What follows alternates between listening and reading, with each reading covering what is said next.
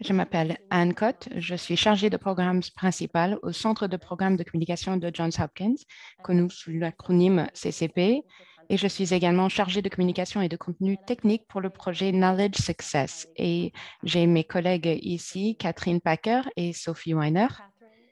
Catherine est associée de recherche principale dans la division de santé reproductive maternelle du nouveau-né et des enfants du FHI 360 et a dirigé l'effort pour faire le lien dans la planification familiale. Et elle va vous parler de Knowledge Success aussi. Sophie Weiner est chargée de programme dans le service gestion des connaissances du Centre de programme de communication de Johns Hopkins et cherche à améliorer l'apprentissage des connaissances. Et nous avons également notre collègue Oreda qui est un membre de l'équipe de faire le lien, c'est-à-dire le programme Connecting the Dots. Et elle va animer le chat si vous avez des questions. Une petite introduction au programme Knowledge Success. C'est un programme financé par l'USAID. C'est un programme axé sur la planification familiale et la santé reproductive. Et nous publions des articles sur toute une gamme de programmes et de sujets. Et nous travaillons avec les partenaires pour trouver les leçons à tirer là où ils travaillent. Nous utilisons des termes simplifiés pour parler des réussites et des échecs. Ensuite, nous utilisons les analyses et les données pour améliorer l'expérience de nos utilisateurs et améliorer le contenu. Nous apprenons beaucoup grâce à ce travail sur la meilleure façon de partager les données de façon tout à fait intéressante et captivante et nous voulions partager ces leçons avec vous. Aujourd'hui, à l'ordre du jour, nous avons une réunion de 90 minutes. Je vais passer en revue des comportements courants et leur importance pour la communication des données en ligne. Catherine va vous parler des conclusions de Connecting the Dots, de faire un lien. Et nous allons passer 15 minutes sur les questions et réponses à la fin du webinaire d'une heure. Et pour les 30 dernières minutes, Sophie va vous proposer une session pratique et va répondre à vos questions. Si nous n'avons pas le temps de répondre à toutes vos questions, n'hésitez pas à les mettre dans le chat et les membres de notre équipe vont vous y répondre dans le chat.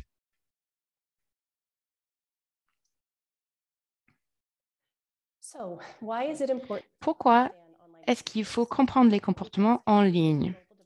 Les ordinateurs et les appareils mobiles nous permettent de trouver des informations, de faire le lien avec d'autres personnes et de partager ce qu'on sait.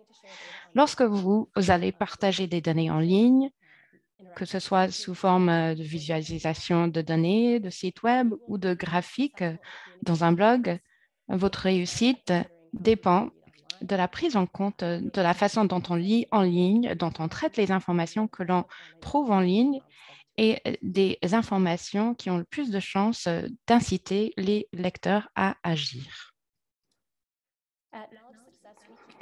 Chez Knowledge Success, nous gardons en tête trois choses lorsqu'on publie des informations en ligne. Tout d'abord, la collecte d'informations en ligne a changé. Si vous travaillez dans les années 80, 90, 2000, vous connaissiez les termes naviguer, surfer. Naviguer, ça voulait dire se rendre sur un site web précis et utiliser le menu ou les fonctionnalités de recherche de ce site web. Surfer, ça voulait dire se rendre sur un site web, se servir de ces menus et ensuite se rediriger vers un autre site web depuis le premier et ainsi de suite. Mais on ne se sert plus d'Internet de cette façon-là. La plupart des personnes, où qu'elles se trouvent dans le monde, font une recherche sur Google, trouvent un résultat et ensuite reviennent sur Google. Et si vous voulez en savoir davantage, nous allons mettre un lien dans le chat.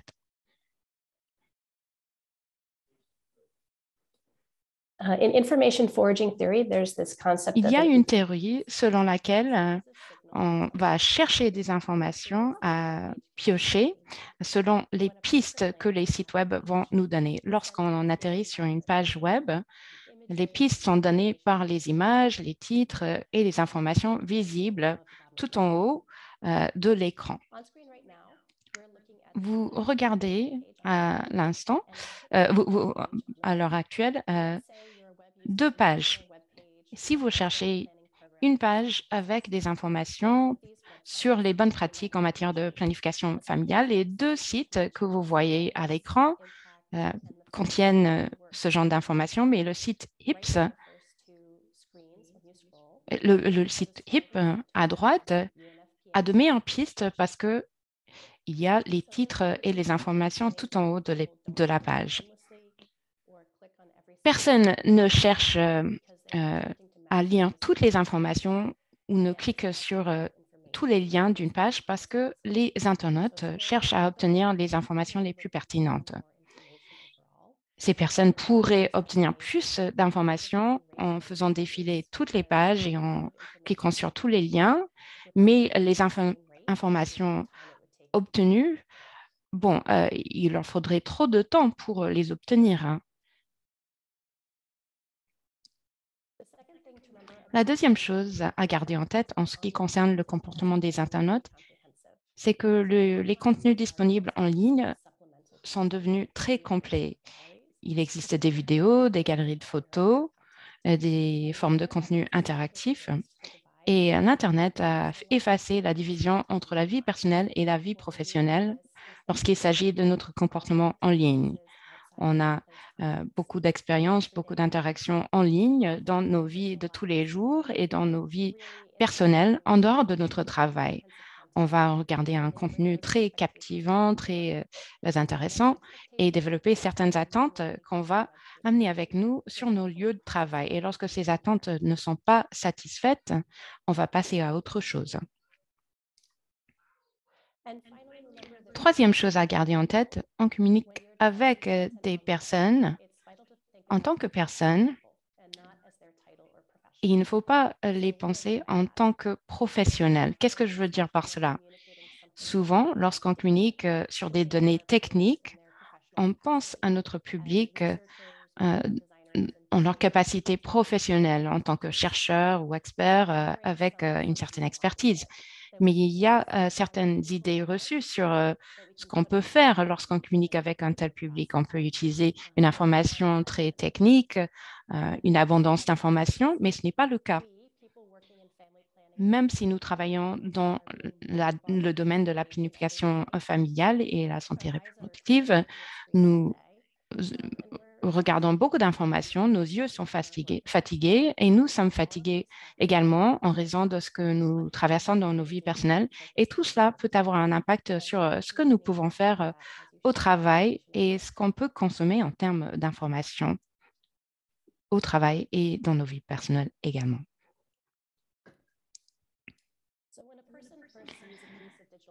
Quand on lit ou regarde quelque chose en ligne, on va prendre en compte la mise en page, le contenu et les indications. Il y a certains comportements très courants. Tout d'abord, on ne lit pas tous les sites web. On lit en diagonale. Moins de 20% de personnes lisent tous les mots sur un site web. Et sinon, on ne descend pas très loin sur une page. Vous voyez à la droite plusieurs sections de l'écran du site web et 75% du temps passé sur une page est passé sur les deux premières parties pour des raisons d'efficacité. Vous voyez que ce comportement forme une sorte de lettre F. On va prioriser les informations qui se trouvent en haut de l'écran et passer moins de temps sur l'information qui se trouve en bas de l'écran. Et c'est ainsi que vous voyez le regard porté sur la lettre F à la droite de votre écran. On regarde davantage le haut de la page pour comprendre l'organisation de la page et ensuite, on va chercher une certaine efficacité dans la lecture d'informations qui se trouvent plus loin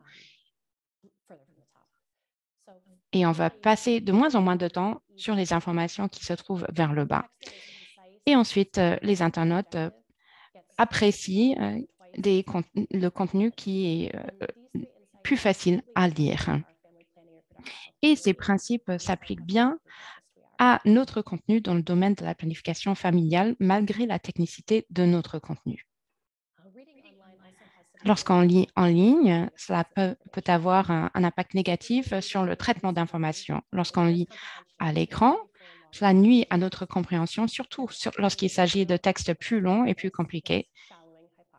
Il s'agit d'un manque de profondeur en termes de notre traitement des informations, parce que quand on consomme des informations en ligne, on est formé pour traiter des informations plus rapidement et moins en profondeur. Et lire en diagonale mène à une compréhension plus faible. Donc, lorsqu'on lit en ligne, on crée une sorte de carte mentale où on va placer les informations à des points précis de la page lorsqu'on lit un livre, par exemple, mais sur un site web, on perd nos repères. Il est plus difficile pour le cerveau de traiter les mots et les informations qui ne se trouvent pas à des endroits fixes. Et enfin, les écrans LED ont une lueur tremblotante qui crée une certaine fatigue chez nos yeux. Plus on doit travailler pour traiter des informations sur un site web, plus ça devient difficile. Enfin, je vais passer une minute à vous parler de l'accessibilité. Quand on parle de rendre une expérience sur le web accessible, on pense aux personnes qui peuvent avoir des handicaps visuels, moteurs ou autres, des personnes qui ont peut-être des difficultés à déplacer une souris, qui ne peuvent pas non plus se concentrer sur de gros volumes d'informations. Donc, nous avons cherché à améliorer l'accessibilité. Donc, en fait, les personnes peuvent tenir compte de ces informations. Il y a également des éléments sur une page web qui peuvent attirer l'attention, comme par exemple une flèche qui pointe vers le bas, donne l'idée de faire défiler la page ou donne l'idée de rechercher des contenus supplémentaires. Et en fait, on connaît les différences entre les icônes et on sait qu'une flèche vers le bas va faire descendre des options, alors qu'une flèche montrant uniquement la pointe donnera l'idée de cliquer dessus pour voir des informations supplémentaires. Contraste visuel, espace, surlignage. Ce sont des choses qui facilitent pour de nombreuses personnes porteuses de handicap la visualisation et l'accès. Enfin, la vitesse de réseau Internet est très importante, car plus vous ajoutez des animations, plus vous ajoutez des informations, plus la page sera longue à télécharger, mais j'y reviendrai quand on vous parlera de notre projet Connecting the Dots.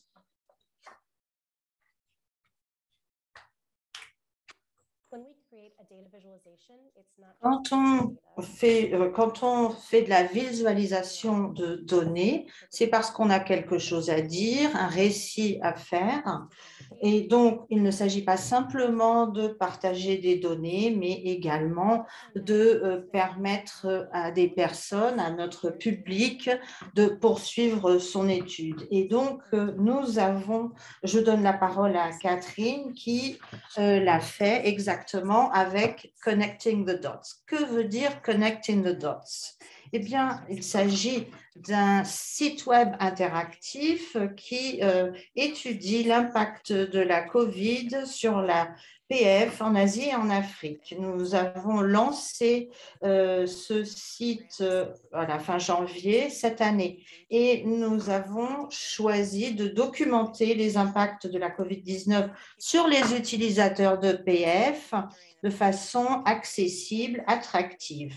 Mais nous savions que les personnes sont très occupées, donc nous voulions synthétiser une grande quantité d'informations et permettre aux personnes de consulter un grand nombre d'informations en un seul endroit et avec plusieurs niveaux de détails selon le type d'information recherchée par les personnes. Donc, si vous n'avez pas vu notre site, vous allez avoir, le lien va vous être fourni dans le chat. Donc, qu'est-ce que cela veut dire?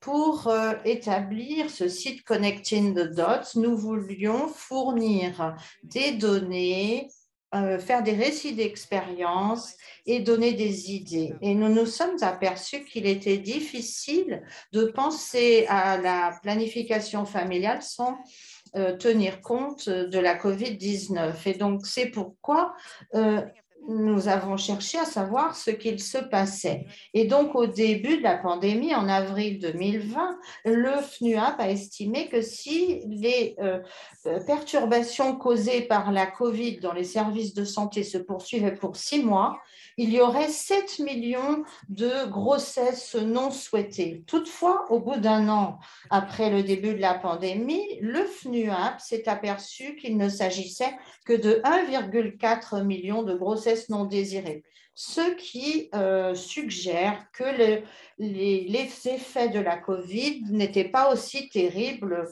que ceux qu'on avait vus. Et donc, nous voulions raconter une histoire d'espoir qui serait utile pour faire face à des crises à venir.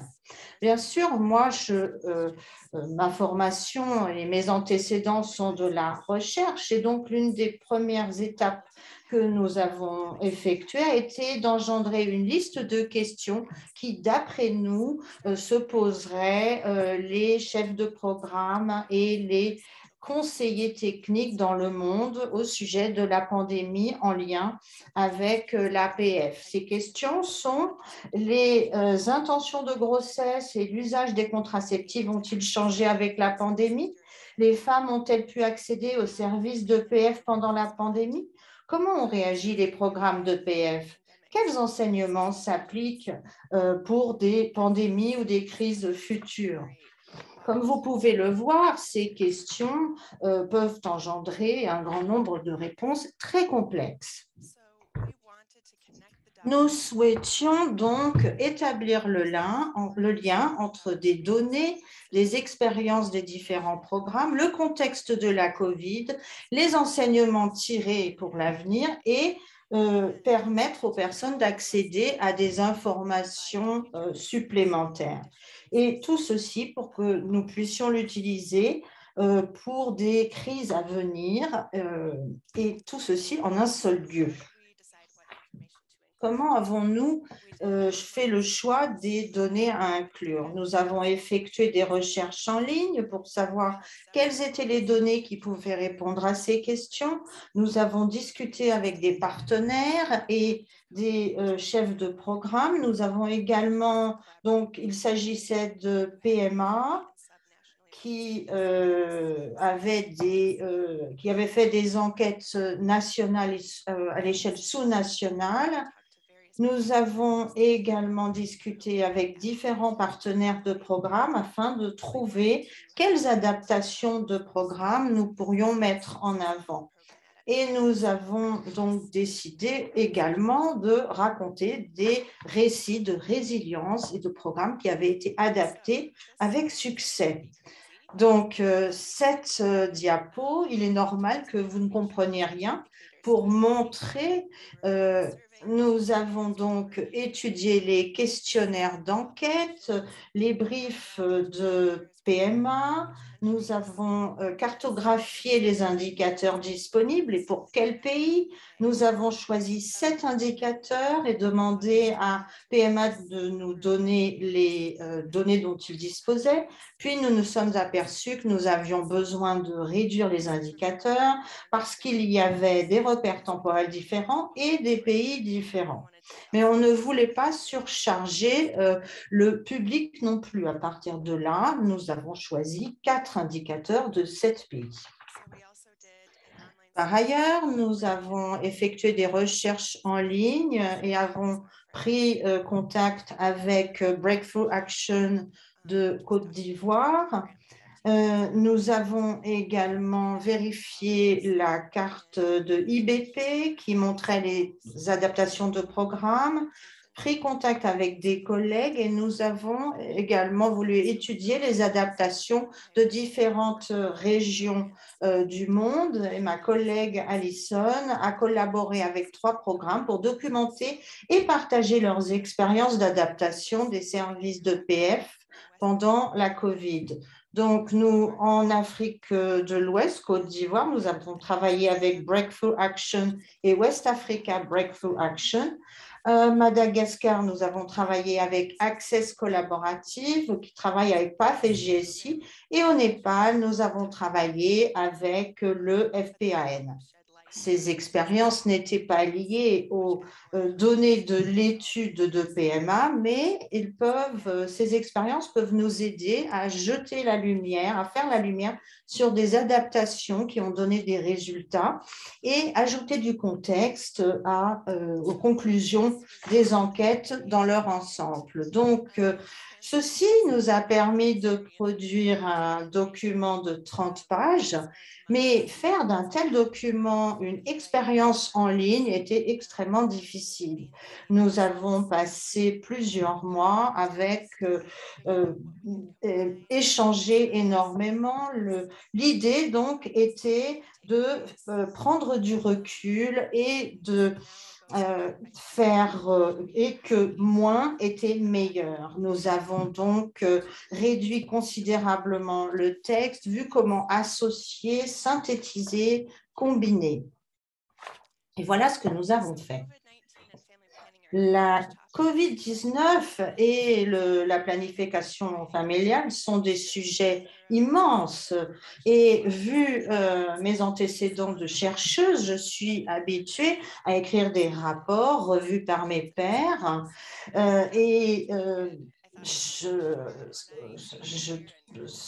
J'ai donc à gauche, je vous fournis un projet de document et puis à droite, ce que ce projet de document a fini par devenir. Et nous avons décidé de cadrer ceci autour d'une question, ce qui est plus facile pour les personnes, les internautes qui consultent.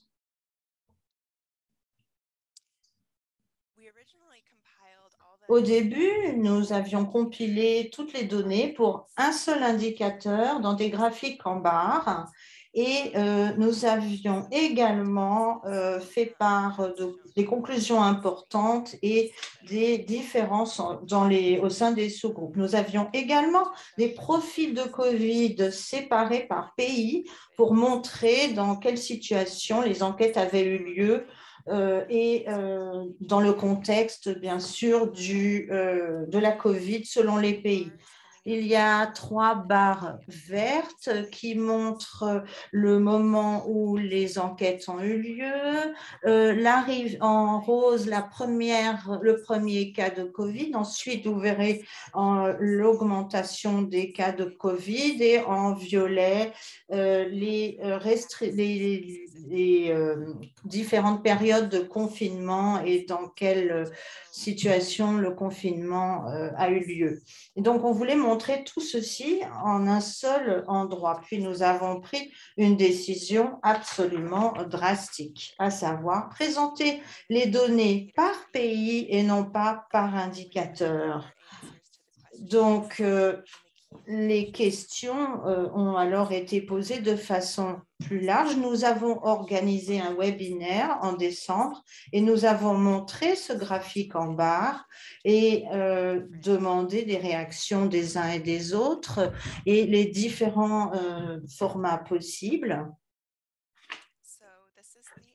Et donc, après ces consultations, eh bien, nous voulions toujours montrer autant d'informations que possible de la façon la plus simple. Donc, nous avons nous montrons une carte Je vais vous montrer la carte et puis il y a la distribution géographique et quand vous cliquez sur un contexte, vous pouvez voir les données sur des repères chronologiques différents et la situation en matière de Covid. Voici un exemple de l'exemple de Lagos. Les différents indicateurs sont sur la droite. Désir, souhait de grossesse, utilisation de contraceptifs, passer à des méthodes moins efficaces. Les barres bleues représentent le pourcentage de femmes qui ont changé d'avis par rapport à un souhait de grossesse. Et puis, il y a également le nombre de cas cumulés de cas de Covid au fil du temps. Et enfin, la sévérité du confinement. Et donc, vous pouvez cliquer sur l'un des 4 indicateurs et ce qui vous permettra d'avoir les informations sur chacun. Pour passer maintenant à l'adaptation des programmes, voici le contenu de départ d'une campagne en radio en Côte d'Ivoire. Nous voulions tout d'abord montrer les données concernant les programmes adaptés de façon interactive. Mais après consultation avec PMA, nous avons décidé d'une autre approche pour les adaptations. Nous avons élaboré un modèle avec des sous-titres et nous avons créé des études de cas plus détaillées que nous avons transformées en PDF téléchargeable. Voici ce à quoi ça ressemble. Lorsqu'on clique sur chacun des pays, on voit un exemple des adaptations. Si vous cliquez sur l'un des pays, par exemple la Côte d'Ivoire, vous verriez la campagne radio et ensuite vous pourriez télécharger le PDF pour avoir accès à plus d'informations. Voici la section qui concerne les conclusions principales. Nous l'avons créée parce que certaines personnes vont probablement faire défiler la page pour ne regarder que les conclusions clés ou les conclusions principales sans télécharger les PDF. Donc, nous avons répondu à certaines questions avec des questions essentielles et les réponses aux questions peuvent être lues sans avoir lu les questions aussi. Vous allez reconnaître les questions qui se trouvaient sur la première diapositive aussi.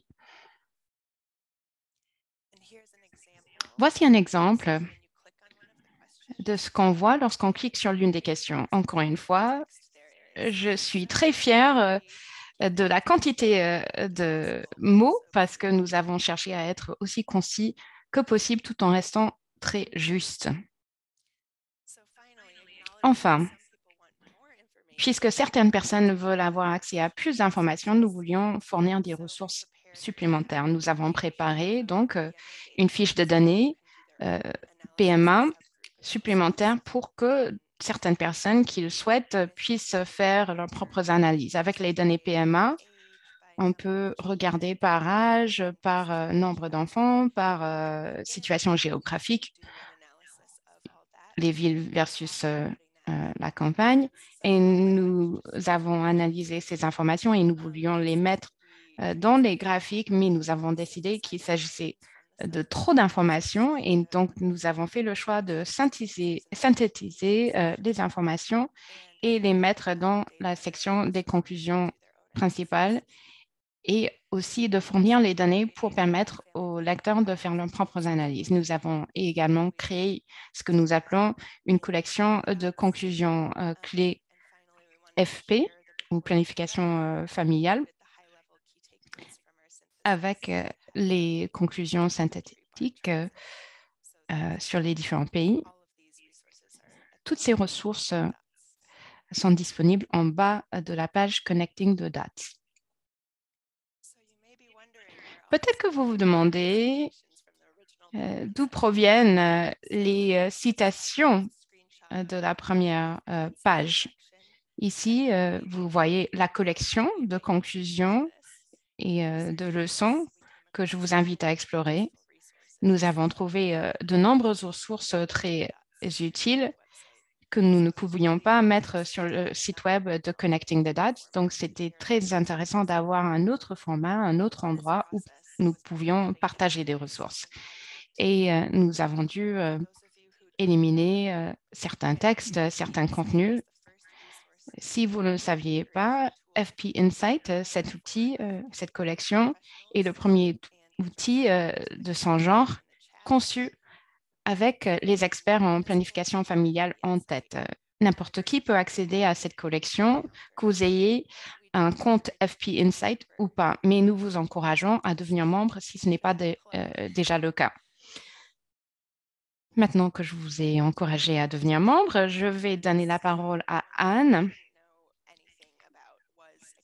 parce qu'elle a beaucoup d'informations sur l'accessibilité, un sujet que je connaissais mal personnellement.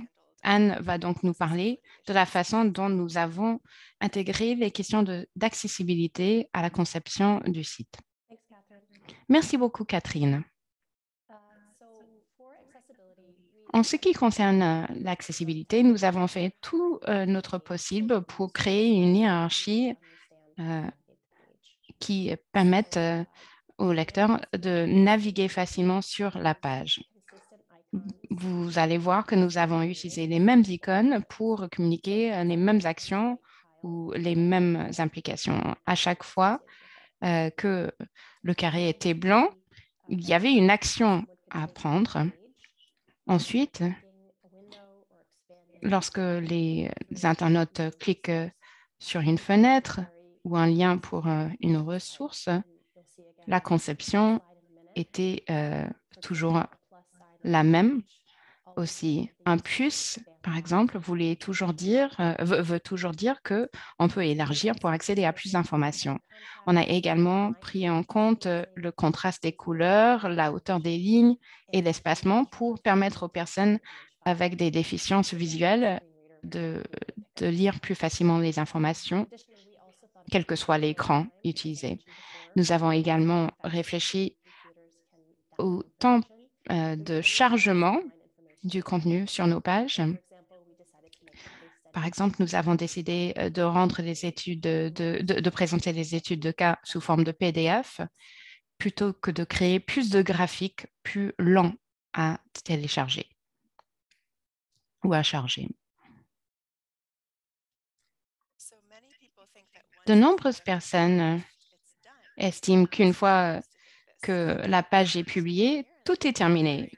Moi-même, je le croyais, mais veiller sur la fonctionnalité, le bon fonctionnement de la page est essentiel. Peut-être que vous pouvez nous en dire plus. Avant de passer à cela, je peux vous dire que nous avons établi certaines mesures de succès avant même de nous lancer dans la conception de la page. Nous voulions que les internautes passent plusieurs minutes sur la page. En moyenne, les internautes passent 54 secondes sur une page donnée. Nous voulions que nos internautes, que nos lecteurs interagissent avec les données et nous voulions qu'ils cliquent sur les liens qui les redirigeraient vers d'autres sources, vers des sites externes, c'est-à-dire. Après la publication de Connecting the Dots, quelques semaines après, nous avons regardé les mesures et la section sur laquelle les internautes ont le plus cliqué était la première section. La deuxième section, qui a reçu le plus de clics, a été la galerie tout en bas de l'écran. C'était très intéressant à apprendre parce que la plupart d'internautes descendaient donc jusqu'en bas de page.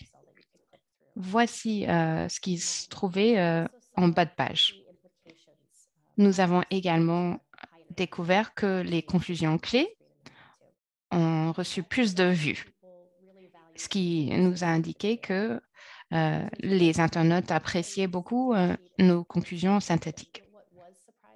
Ce qui nous a le plus surpris, c'est que les internautes n'interagissaient absolument pas avec la carte. Nous avons donc fait quelques modifications pour encourager plus d'interaction avec les graphiques et la carte. La plupart d'utilisateurs ne font défiler que 2 fois la page. Et donc, nous avons dû concentrer les informations au haut de la page et nous avons déplacé les données pour les mettre en bas de la carte. Nous avons également changé le titre de la section. Ce n'est plus labellisé carte, mais données. Ainsi, les internautes comprennent plus rapidement qu'il ne s'agit pas tout simplement d'une carte, mais d'une carte qui montre de nombreuses données. Nous avons également changé les titres sur la carte pour encourager les internautes qui consultent le site à passer à l'action. Et avant, ils pouvaient cliquer ou sur les noms des pays ou sur les points rouges des villes concernées.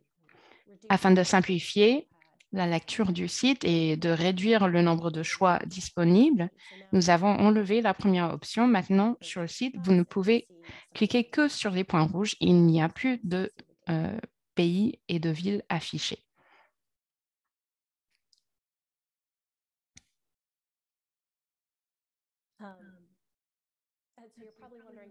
Peut-être que vous vous demandez si ça nous a effectivement aidé. La réponse est oui et non. Et nous avons vu une baisse des indicateurs au fur et à mesure du temps et c'est tout à fait normal et ne devrait pas vous inquiéter si vous avez fait la même expérience. Pourtant, nous avons pu avoir un impact sur les comportements. Avant de faire les modifications,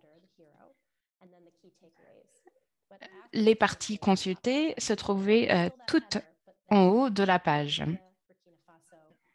Pour l'Inde, le Burkina Faso et les autres pays qui avaient des graphiques, nous avons réussi à amener les internautes vers ces sections également après les modifications. Catherine, qu'est-ce que vous donnerez comme conseil à des personnes qui souhaiteraient créer un site web un peu comme celui-ci? J'ai adoré ce projet. Ça a été très enrichissant, mais très difficile. Nous avons passé beaucoup de temps pendant plusieurs mois en discutant avec nos partenaires pour compiler et pour rédiger nos informations et les présenter de différentes façons. Ensuite, nous avons dû passer encore plusieurs mois sur la conception et la mise en page.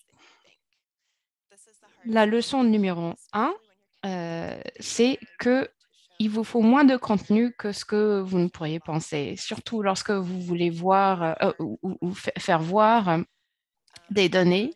Il peut être très difficile de faire le tri, mais dans notre cas, nous avons trouvé que FP Insight et les webinaires et les autres ressources nous ont permis de concentrer les informations supplémentaires que nous avons dû éliminer de la page principale. Nous avons passé beaucoup de temps sur les réflexions concernant la meilleure façon de présenter les données de façon concise et les conclusions clés se sont avérées cruciales pour les internautes qui ne voulaient consulter que les points essentiels.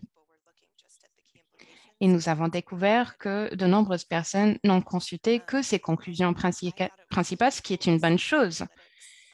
J'ai beaucoup aimé voir à quel point les mesures nous ont permis d'améliorer l'expérience des utilisateurs. Merci beaucoup.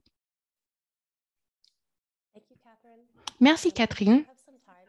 Maintenant, nous avons un peu de temps pour les questions et réponses et vous nous avez posé d'excellentes questions. Catherine, vous allez pouvoir répondre à la plupart de ces questions, mais je vais commencer par répondre à l'une des questions qui est quels sont les critères que vous avez utilisés pour choisir les informations les plus pertinentes en matière d'indicateurs? Oui, ça a été très difficile parce qu'avec tous les articles et toutes les informations disponibles, nous voulions aller à l'essentiel. Pourquoi est-ce que les femmes utilisent la contraception en premier lieu? Eh bien, elles veulent éviter de tomber enceinte lorsque ce n'est pas souhaité. Donc, nous avons choisi les indicateurs les plus pertinents pour cette question. Vous pouvez regarder ces indicateurs de différentes façons. Nous avons fait le choix de nous concentrer sur les femmes à risque de tomber enceinte d'une grossesse non désirée. Et nous avons également donné la priorité au changement de méthode de contraception, mais ensuite, nous avons trouvé que cela crée trop d'informations à consommer. Donc, nous nous sommes focalisés sur un changement vers une méthode de contraception moins efficace. Enfin, nous voulions savoir si la COVID-19 a bel et bien empêché les femmes à accéder aux méthodes contraceptives, par exemple avec la fermeture de certains commerces ou d'autres choses. Ces 4 indicateurs que nous avons retenus nous ont permis de raconter un récit puissant sans présenter trop d'informations. Merci, Catherine. Nous avons reçu de nombreuses questions de grande qualité. Je vais essayer de vous les poser toutes dans la manière possible. Qu'en est-il des graphiques combinés? Peut-être que vous pouvez parler de la conception de ces graphiques et de la visualisation des données. Tout d'abord, j'ai commencé avec un fichier Excel. J'ai créé des histogrammes et une de mes collègues avec qui j'ai travaillé sur ces profils à l'ère de la COVID-19 m'a aidé à voir la quantité d'informations qui était possible que nous pouvions montrer visuellement, les restrictions liées à la COVID-19, d'autres points. Et nous avons réussi à trouver nos limites et nous avons organisé de nombreux appels avec les concepteurs et peut-être que Anne, vous pouvez parler de ce sujet. Merci Catherine, oui. Nous avons travaillé avec Syros, une très bonne entreprise de logiciels. Il y a également une autre question de quelqu'un qui dit qu'il y a trop d'informations et que c'est vrai et qu'il faut effectivement réduire la quantité d'informations. Mais comment peut-on faire pour convaincre les collègues qui ne veulent pas réduire la quantité d'informations, de ces informations communiquées? Oui, c'est vrai que moins il y en a, mieux c'est. C'est vrai que cela prend du temps. Synthétiser tout ce volume prend beaucoup de temps. Arriver à synthétiser vers une conclusion principale, cela prend beaucoup de temps. Il ne faut pas tout montrer. On peut communiquer une synthèse et dire « j'ai examiné tout ceci et il y a une conclusion clé qui ressort avec du texte. Vous pouvez toujours dire « nous avons fait beaucoup d'autres choses et ces informations peuvent être mises à disposition dans d'autres formats ». Nous avons fait un tableau supplémentaire avec des informations complémentaires pour ceux qui veulent aller plus loin. Donc, ils ont ces informations à leur disposition. Mais vous savez, une synthèse permet d'informer facilement et aisément sur les grandes conclusions. Mais il est difficile de convaincre les autres. Oui, c'est vrai, c'est difficile de convaincre les autres, mais j'ajouterais également qu'il faut se dire, si vous essayez de comprendre pourquoi un collègue cherche à faire publier un grand nombre d'informations, un gros volume d'informations. Souvent, c'est parce que les chercheurs pensent que c'est ce que veut le public. Donc, ce que vous aurez appris aujourd'hui est que pour de nombreuses personnes, pour des conseillers techniques, des responsables de projet, pardon, ces personnes-là veulent des informations synthétisées, faciles à télécharger pour étudier ultérieurement, mais ces chefs de projet n'ont pas le temps de fouiller pour trouver des informations détaillées. Il arrive que des gens pensent qu'ils ont besoin de davantage d'informations, de publier d'informations parce que ceci prouve leur connaissance. Mais moi, je cite souvent Einstein pour dire on ne peut pas dire des choses qu'on ne comprend pas. Donc, gardez ceci à l'esprit. Si vous comprenez quelque chose très bien, vous pouvez l'expliquer de façon synthétique. Nous avons encore du temps pour quelques questions. Une question est, y a-t-il un aspect du feedback des internautes dont vous avez tenu compte pour l'élaboration finale de ceci? Bien, écoutez, je ne sais pas vraiment, Anne, vous le savez, les chiffres que vous avez étudiés mesurent-ils cet aspect? Mais je ne crois pas qu'on ait fait de tests qualitatifs, qu'on ait demandé à d'autres personnes que les membres de notre équipe. Donc, en fait, il y a vraiment, il y a eu des allers-retours, des va-et-vient. Beaucoup de discussions entre chefs de programme, de suggestions sur des endroits où on pouvait enlever du texte, synthétiser, rationaliser. Donc, à part les aspects analytiques dont nous vous avons parlé, non, je ne crois pas que nous ayons utilisé le feedback utilisateur. Ce que je dirais également, que à moins que vous n'utilisiez les informations en retour des utilisateurs à très grande échelle, il faut qu'on cherche à comprendre les comportements de plus de 3000 personnes qui vont sur cette page Internet voir en fait ce que font les internautes. Et donc, je pense que ceci nous fournit beaucoup d'informations. Il nous est impossible d'avoir un retour d'informations qualitatif de la part de 3000 personnes. Donc, j'ai plutôt envie de regarder l'aspect analytique des comportements des internautes sur le site. Il serait intéressant d'en savoir davantage sur votre expérience personnelle en tant que chercheuse. Est-ce qu'il y a quelque chose d'autre que vous souhaitiez, dont vous souhaitez nous faire part en tant que chercheuse? Oui, ça a été la partie la plus difficile, mais la plus amusante. J'ai écrit énormément de rapports et de briefs. J'ai lu tellement de choses.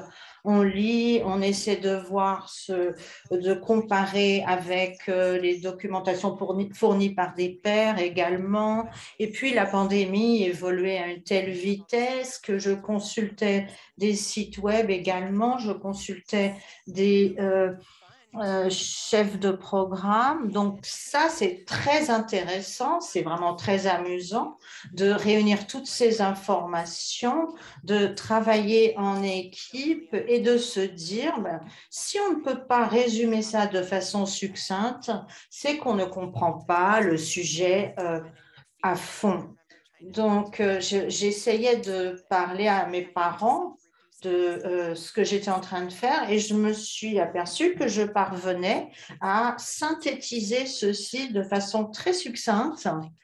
Et donc, effectivement, il faut s'adresser non seulement à nos collègues, aux gens qui sont dans notre profession, mais également s'adresser au grand public, essayer de savoir ce qui intéresse le plus les gens, ce que le public veut lire.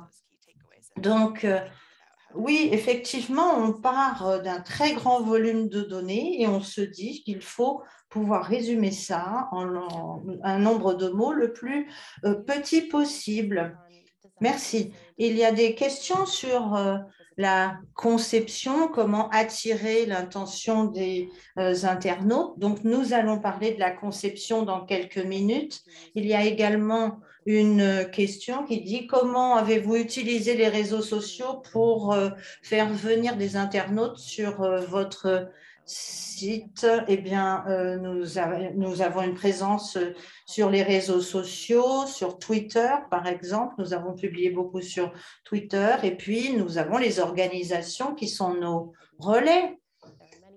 Il y a beaucoup de personnes qui ont participé à la promotion de notre site Internet, qui nous ont aidés à faire passer l'information le plus largement possible. Une dernière question, Catherine, avant que nous ne passions au point suivant. Il y avait une question sur les données, tout particulièrement. Je ne sais pas si vous pouvez y répondre, mais il y avait une question sur l'estimation initiale du FNUAP concernant le nombre de grossesses non souhaitées, les 7 millions qui sont passés à 1,8 million.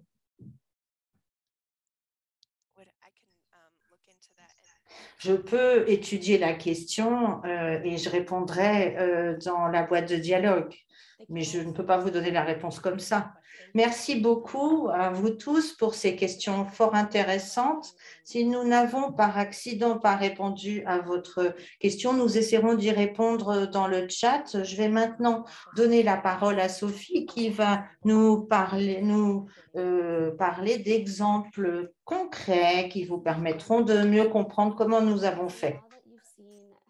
Maintenant que vous avez vu comment nous avons développé Connecting the Dots, nous avons essayé de voir comment se faire une expérience pour l'internaute. Donc, nous allons vous faire part de quelques trucs et conseils pour que vous puissiez voir comment nous nous y sommes pris. Donc, revenons un petit peu en arrière maintenant et voyons quelles sont les différentes raisons pour lesquelles on veut créer des contenus visuels pour Internet.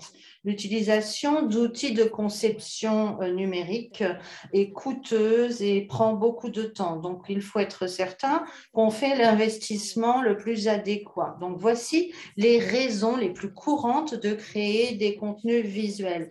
Premièrement, sensibiliser sur une question, une information. Deuxièmement, connecter les personnes aux informations et ensuite leur donner une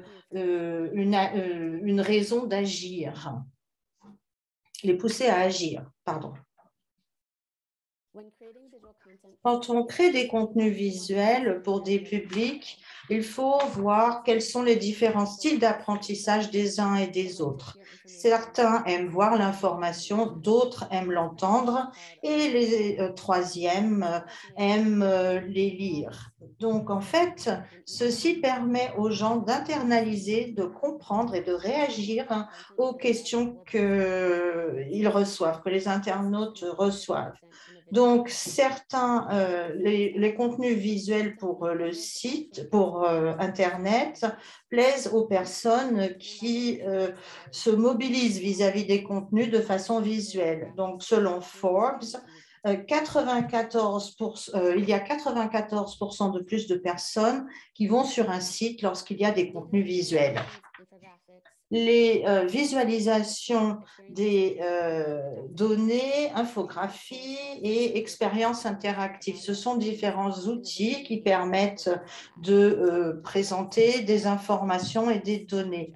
Il est important de connaître les points forts de chacun de chaque méthode. La visualisation des données permettent de représenter des données quantitatives avec un diagramme simple. Ce sont souvent des informations interactives. Cela permet d'isoler certaines données ou d'aller plus loin sur certaines informations.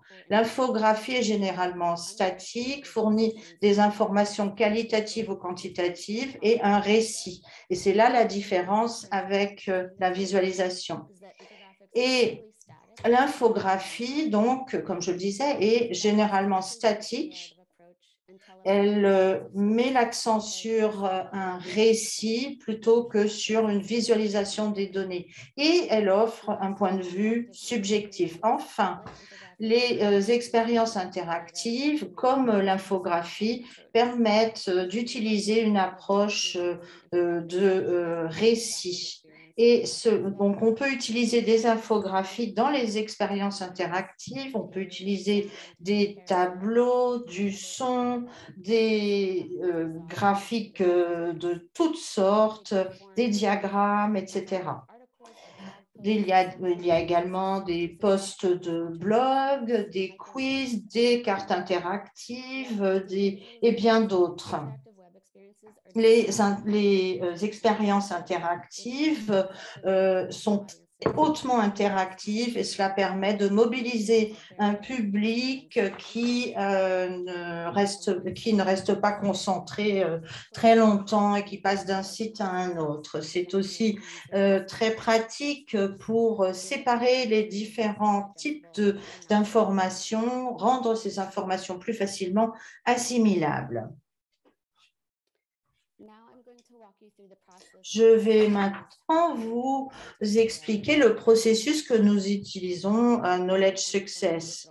Quand je crée n'importe quel type de contenu visuel, il y a 3 étapes à suivre que je suis avec mon équipe. Tout d'abord, faire une stratégie, établir une stratégie, identifier qui, quoi et pourquoi on élabore quelque chose. Deuxièmement, la conceptualisation. Nous réunissons les informations et étudions les meilleures façons de présenter les informations.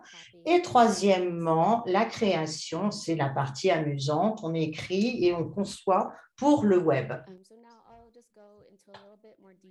Maintenant, je vais vous parler des 3 étapes. Chez Knowledge Success, nous utilisons une stratégie qui est axée sur l'identification du public pour qui on crée ce contenu et en quoi ce contenu leur serait bénéfique et quelles sont les priorités à fixer. Quelles sont les idées clés qu'il faut retenir du contenu. Il faut rester simple avec les messages et ne pas essayer de trop faire avec le contenu. La règle générale est une thématique et 3 messages clés par projet. Et enfin, vous pouvez réfléchir à ce qui vous a motivé dans la création de ce contenu et en quoi ce contenu vous permettra d'atteindre vos objectifs. Vous pouvez toujours revenir sur ces questions au fur et à mesure de la création de votre contenu pour rester focalisé sur vos intentions d'origine. Et enfin, l'étape de création. La bonne nouvelle, c'est qu'une fois qu'on a bien réfléchi au public, aux objectifs et aux autres aspects que je viens d'évoquer, la rédaction et la conception s'avèrent être plus faciles.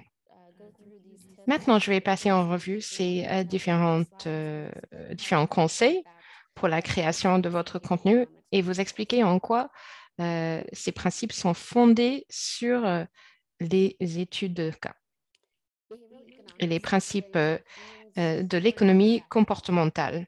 L'économie comportementale est une théorie selon laquelle les êtres humains ne sont pas des êtres logiques dans tous les cas. Nous pouvons utiliser les principes de cette économie comportementale pour créer un contenu qui est efficace et qui communique effectivement les messages que nous souhaitons leur faire passer. Il existe tout un tas de principes dans cette catégorie de l'économie comportementale. Tout d'abord, la pertinence et la valeur. Nous avons beaucoup d'informations avec lesquelles nous interagissons et nous avons tendance à n'interagir qu'avec les informations qui sont les plus pertinentes, qui ont le plus de valeur pour nous-mêmes. La surcharge cognitive est le deuxième principe. Lorsqu'il y a un excès d'informations présentées, ces informations deviennent difficiles à digérer et à traiter. La surabondance des choix intervient lorsque on a un excès de choix. Face à un excès de choix, on a tendance à choisir l'option par défaut ou à repousser la décision. Et ça peut s'appliquer à votre contenu. Ensuite, la tendance à se concentrer sur ce qu'on a lu en premier, le biais de ce qu'on a lu en premier. En général, il s'agit du contenu qui se trouve tout en haut de la liste. Maintenant, les obstacles. Les obstacles, même les plus petits, peuvent vous empêcher de passer à l'action. Et ensuite, les rappels. Les rappels aident les individus à se concentrer sur l'action à entreprendre alors qu'il y a beaucoup de distractions dans la vie. Les alertes et les rappels peuvent être utiles, mais un excès d'alertes et de rappels peuvent être embêtants. Il faut trouver donc le juste équilibre. Premier conseil donc, lorsque vous allez rédiger votre contenu, réfléchissez au ton et au style. Le ton parle de l'attitude et de la tonalité de votre écriture. Est-ce qu'il s'agit d'un texte chaleureux, un texte professionnel, etc. Le style évoque plutôt les mots, les images choisies, la durée des phrases, la complexité des phrases, la façon dont on écrit et votre touche personnelle. Est-ce que vous allez écrire dans un style un peu plus médical ou un peu plus personnel? Il faut réfléchir à ce que le ton et le style choisi soient adaptés au public ciblé. Par exemple, lorsqu'on écrit un texte pour des bailleurs de fonds, le texte doit être plus professionnel et aligné avec leurs priorités d'investissement. Mais si, par exemple, on a comme public un groupe d'adolescents, le ton et le style vont être complètement différents. Afin de sélectionner le ton et le style approprié, on peut se poser certaines questions avant de rédiger le contenu. Comment parle mon public? Quels sont les termes qui leur sont familiers? Cela nous ramène à l'idée de la pertinence et de la valeur dans l'économie comportementale. Si le ton ou le style est erroné, peut-être que le contenu va être interprété comme n'étant pas pertinent aux yeux du public. Ensuite, deuxième conseil, les sous-titres et titres clairs et concis et visuellement faciles à repérer. Ces titres et sous-titres permettent au public de lire en diagonale et de trouver le contenu qui leur est le plus intéressant. Une autre façon de rendre les informations faciles à digérer est de les écrire de façon concise. Utilisez cette information pour leur faire goûter à ce que vous avez à proposer. Et ensuite, vous pouvez proposer des liens vers d'autres sites, vers d'autres ressources, comme nous avons fait avec Connecting the Dots.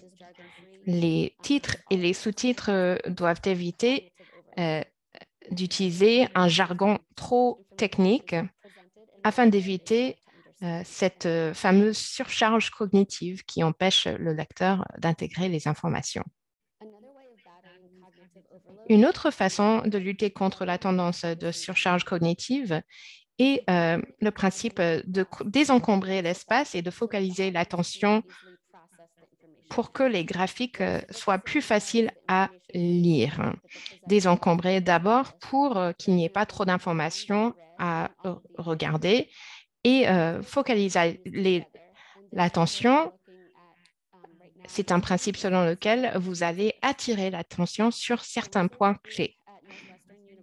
À l'Université de Northwestern, ici aux États-Unis, des chercheurs ont mené une étude auprès des étudiants universitaires qui a trouvé que cette stratégie a été très efficace, surtout lorsqu'on a désencombré l'espace et focalisé l'attention, tous les deux. Il faut penser aux deux aspects parce que désencombrer sans focaliser l'attention, va être nettement moins efficace selon cette étude et vice-versa.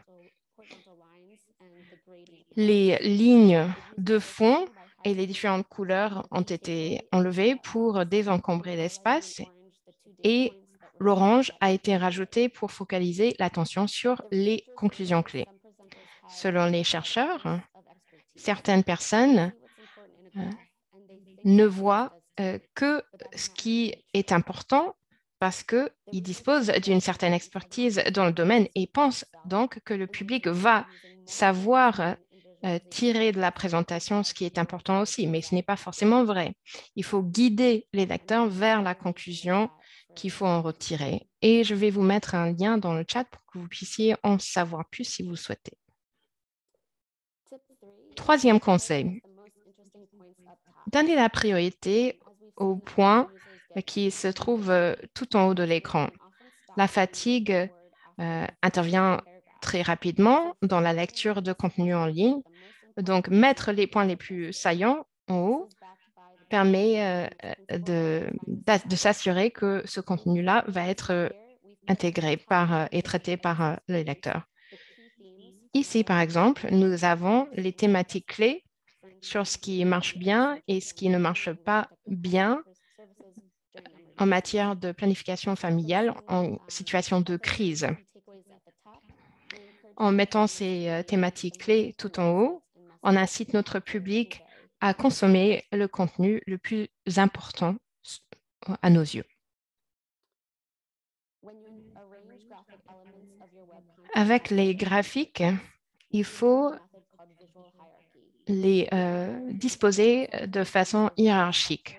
L'hiérarchie visuelle facilite la compréhension et guide les lecteurs.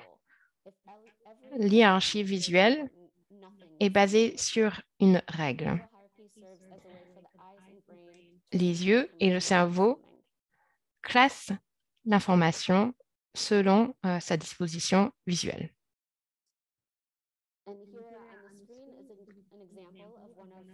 Et ici à l'écran, nous avons un exemple d'une de nos 20 collections de ressources pour aborder la surabondance de choix de ressources.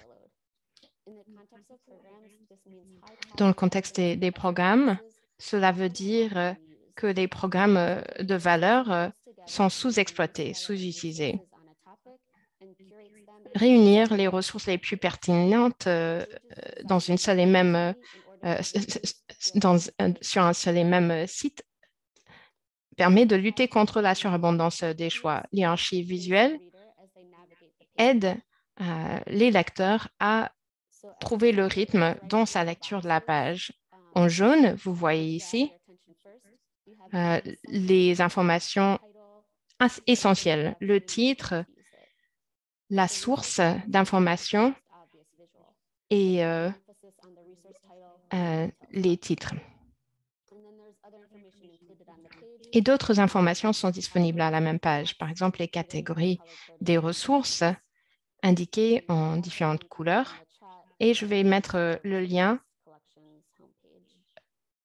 vers ce site dans le chat. The next tip is another strategy that can help battle choice overload. Maintenant, un quatrième conseil pour lutter contre la surabondance des choix.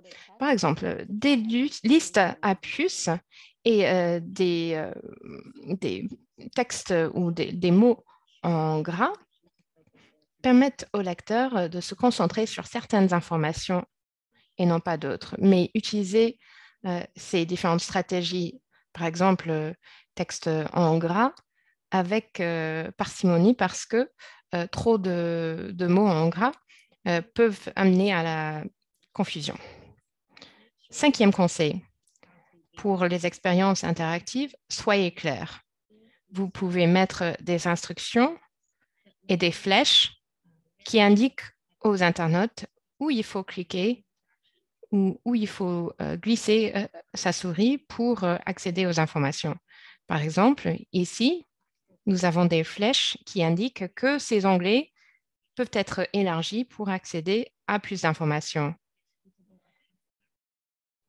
Ce conseil est basé sur l'idée des obstacles, de l'enlèvement d'obstacles.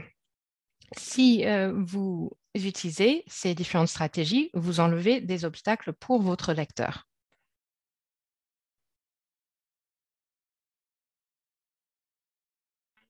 Et enfin, un sixième conseil. Faites un appel à l'action très clair. Quelle est l'action à entreprendre suite à la lecture de ce contenu? Est-ce qu'il faut que les internautes téléchargent un document, appellent quelqu'un ou fassent autre chose? Faites en sorte que votre appel à l'action soit clair, concis et facile à repérer. Utilisez un contraste de couleurs pour attirer l'attention et vous pouvez mettre votre appel à l'action à plusieurs endroits pour insister là-dessus. Et cela correspond à notre principe des rappels.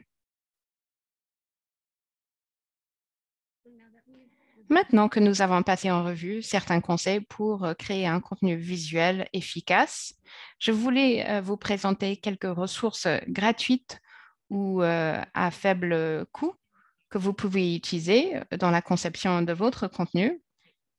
Si vous n'avez pas de budget pour ce genre de projet, vous pouvez utiliser, par exemple, Canva, que vous voyez à gauche, qui vous permet de créer des graphiques très efficaces. Vous avez une version gratuite de cet outil et une version payante.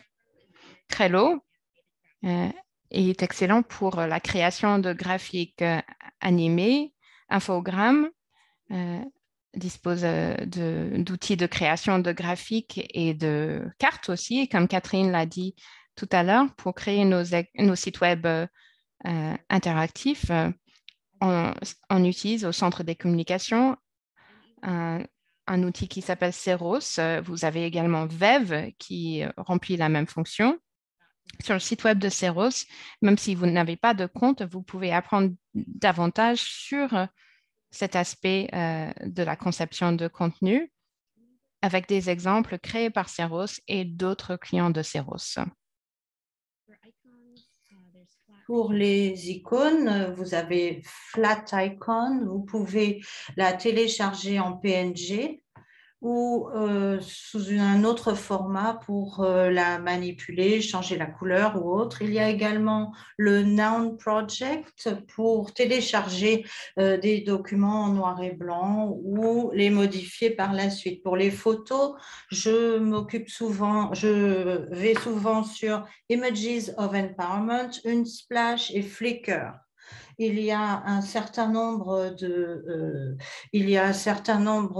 d'icônes, notamment la Banque mondiale, l'Institut Gates et FP 2030.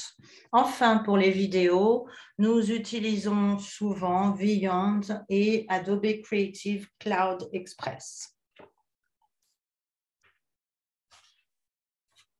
Donc maintenant, l'heure est venue d'utiliser ce que vous avez appris sur la création de contenu visuel. Je vais vous présenter quelques exemples de contenu visuel présentés pour le web et je vais utiliser Poll Everywhere et je vais vous demander de me dire quels aspects l'ont rendu efficace et quels aspects pourraient être améliorés. Donc, voici l'exemple. C'est une infographie statique sur les points à considérer quand on retourne à l'école. Donc, je voudrais que vous me disiez ce qui donne de bons résultats pour vous. Donc, allez sur Pollev, comme vous pouvez le voir en haut, pollev.com. /SOPHIEW550.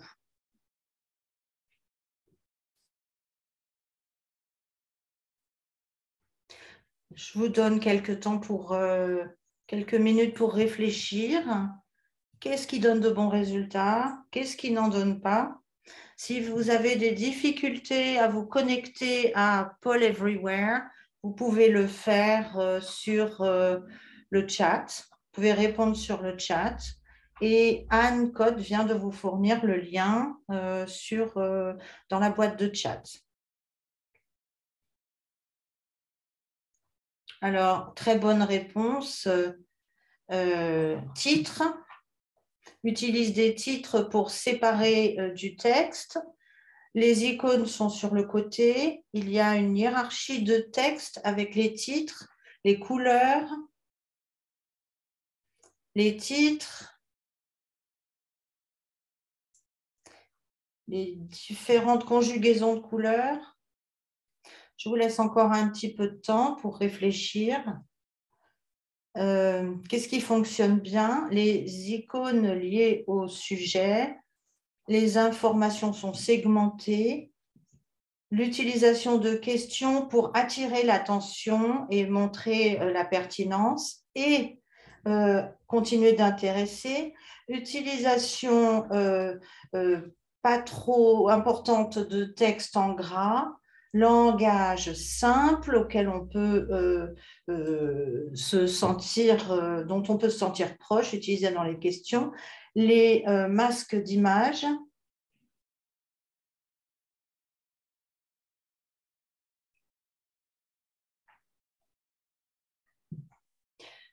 Je vois dans le chat une réponse en français.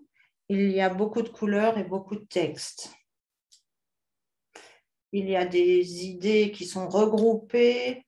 Le message est visible même si on le voit de loin. Souligne ce qui est le plus important. Il y a trop de texte, dit quelqu'un. Nous allons en venir aux commentaires négatifs. Donc, vous gardez ce qui, d'après vous, pourrait être amélioré pour la diapo suivante. La différence de couleur nous permet de regarder différents sujets. Il y a un lien pour obtenir davantage d'informations à la fin. Maintenant, ce qui pourrait être amélioré. Donc, une question différente devrait apparaître à votre écran. Qu'est-ce qui pourrait être amélioré? Réduire la quantité de texte. Trop de couleurs et de texte. Réduire le texte. Quelqu'un dit que c'est trop chargé, trop de texte. Il faudrait mettre plus de blanc, moins de couleurs. Trop chargé. On pourrait utiliser des icônes à des fins précises, pas seulement de décoration. Réduire la quantité de texte, augmenter la taille du texte. Quelques photos liées à l'école. On va rentrer à l'école. Moins de couleurs, plus de blanc, d'espace blanc. Excellent. Trop de couleurs.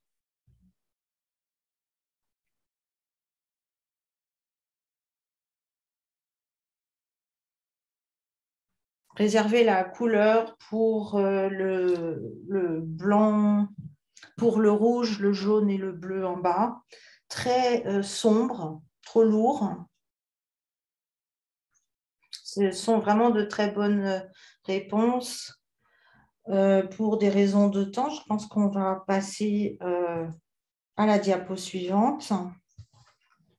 Donc, voilà, j'ai terminé et nous avons donc maintenant une période de questions-réponses. Si vous avez des questions à poser dans le chat, il nous reste environ 10 minutes et Sophie pourra répondre à vos questions. Sophie, pendant que vous faisiez votre présentation, il y avait beaucoup de questions et d'intérêts pour l'économie comportementale liée à la conception.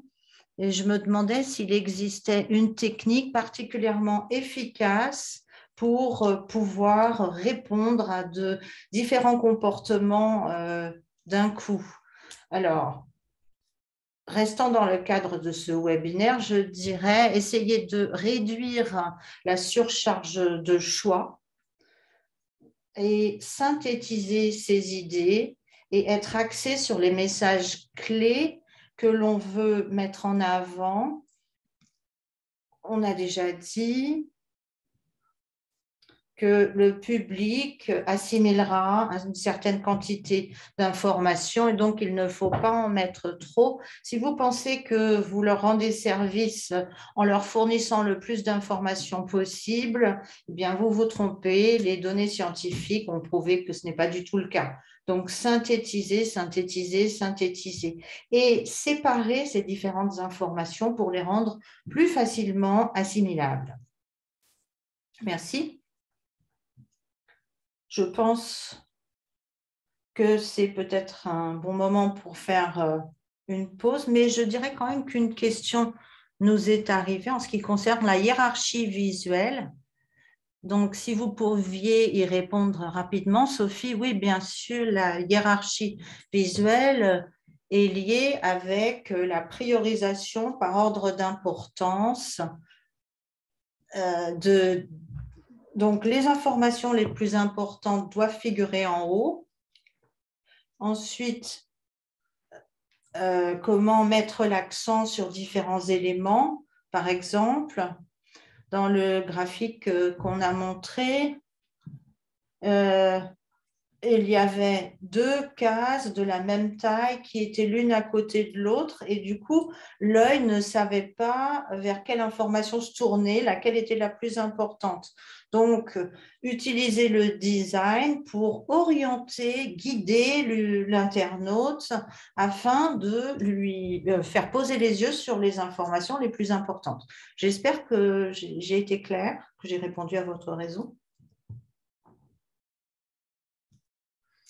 Oui, il y a une autre question qui est apparue beaucoup plus tôt dans votre présentation, mais est-ce que vous pouvez recommander des logiciels bon marché ou faciles à utiliser pour créer une bibliothèque de ressources? Je pense que peut-être que les francophones ont déjà eu ce... En fait, FP Insight a été créé par l'intérêt qui avait été manifesté par les différentes organisations avec lesquelles nous travaillons, afin que différentes ressources soient réunies en un seul endroit, pour qu'on puisse les trouver en un seul endroit,